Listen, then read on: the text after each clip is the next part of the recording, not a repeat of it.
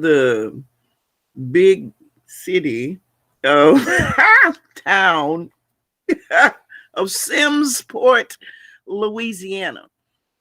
Actually, Walter Dixon, um, they will be having a balloon launch for him today. He passed away, and actually, his wish was not to have any funeral services or memorials or anything like that. And his son is trying to, you know, honor those wishes and not have anything like that. Now, you might say, I've never heard of Simmsport, Louisiana. Well, I want to tell you a little bit about it. I have not been there in some 40 years. First, let me say that. So it's not much I remember about it. But anybody that I asked that has been there recently say that stuff not very much has changed. I will see for myself. If you have been to Simmsport, live in Simmsport, were born in Simmsport, went to school in Simmsport, know somebody in Simmsport, please let us know, because we don't want to be ignorant. We don't want to be well versed in all things. So let me um, tell you what Wikipedia has to say about Simmsport. They say it's a town in Avoyelles Parish, that the population, according to the 2010 census, is 2,161 people. Is located near the junction of Red River and Atchafalaya River, with the overflow channel into the Mississippi River. Now, actually, Simmsport has a history, and I'm going to tell you a little bit about that. The town was founded by Bennett Sims, who lived from 1811 to 1888. And he was the one-time owner of the Whitehall Plantation. That tells you a lot right there. Which was located on the opposite bank of the Atchafalaya River. Sims' home was used as the military headquarters for the Union's Red River Campaign in 1864 during the Civil War. And General Nathaniel P. Banks was superseded in command by E.R.S. Canby. General Ulysses S. Grant had sought Banks' removal for months, but President Lincoln would not dismiss Banks, who had strong political support in Congress. So on May 18th, 1864, Canby assumed command in Simmsport, but Banks retained the nominal title of commander of the Department of the Gulf. So there was a historian named John D. Winters, who wrote a book called The Civil War in Louisiana. And he writes about the failure of the Union's Red River Campaign. And he says it could largely be laid at Banks' door, but there were many who shared in this failure. So fast forward to more recent history, in 2005, an industrialist founded a new community just south of Simmsport called Canadaville. And it's a place intended to house people displaced by Hurricane Katrina. If you know something more about that development, please let us know. Um, I have heard of smaller towns. In fact, my grandson came from an even smaller town. In fact, wait a minute, I don't have to go that recent. My mother came from Dubuisson, which was a um, plantation town, and they didn't have. My grandson's town had at least 1,000 people. Dubuisson didn't have that many. And before you start trying to correct me, it is correct. Dubuisson. It is between Opelousas and Bunkie. It has its own plantation. Um, I'm sorry. It had its own plantation. Uh, that's true, once upon a time. But it had its own post office in more recent history. And the church that my family went to that lived in Dubuisson, the building itself is still there, was renovated in the 70s, I believe. And uh, Simsport has a thing that you can say. Joe Simon, the soul singer, was born in Simsport in 1943. So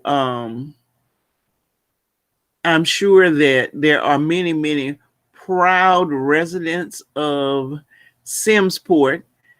And I'm going to tell you, very great people can come from a very small town. Because, you know, my mom and all of her siblings and others that went to that one room schoolhouse in Dubuisson, um, you know, were well educated there. And let me say that my mother ended up having, you know, in high school, she graduated with honors. And for her bachelor's degree, she graduated cum laude. And then she went on to get a master's degree and 30 hours above a master's. Her family is really known for producing educators. Some people, of course, worked in the fields and didn't get a chance to go to school very long. But even in when I met them, they had wonderful, functioning math skills and very, very good reading skills. And my aunt, although she was not able to continue her graduation to its fruition, she read the newspaper every day from cover to cover, including the sports. So I'm looking forward to going to Simsport. I look forward to telling you about my trip, and I look forward to you telling me a thing or two about the town of Simsport, which by the 2010 census had 2,161 people living there. So I want to know more about Simsport, and I will tell you more about uh, Walter Dixon, who became the office manager of the Baton Rouge Weekly Press, which is still printing. The paper is more than 40 years old, and well more than 40 years old. And I want to let you know more about it as well. Its current um, publisher is Ivory D. Payne, son of Ivory J. Payne, and he also is the founder of 247praiseradio.com. We want to invite you to download the app for 247praiseradio.com from your favorite app store. And let me tell you this, that Simsport has a web page, and it's simsportla.com, and they have a logo, and I'm on it now. The logo is Simsport Together We Stand with a giant S, and they have town meetings. The regular town meetings we know are at 6 p.m. It doesn't tell us when on 6 p.m.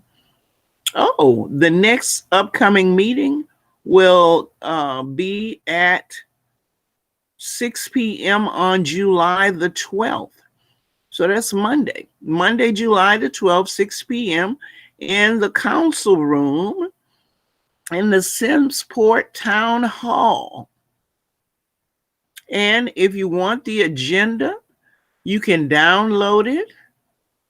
Apparently, Simsport it might have a newspaper. It seems to have some businesses. And they say, oh no, they say their population is under 3,000. I think they could probably say it's under 2,500, but that's all right. They say they have an innovative financial plan to clear over $500,000 of debt. I'm gonna find out more. They got a Mayor Draper,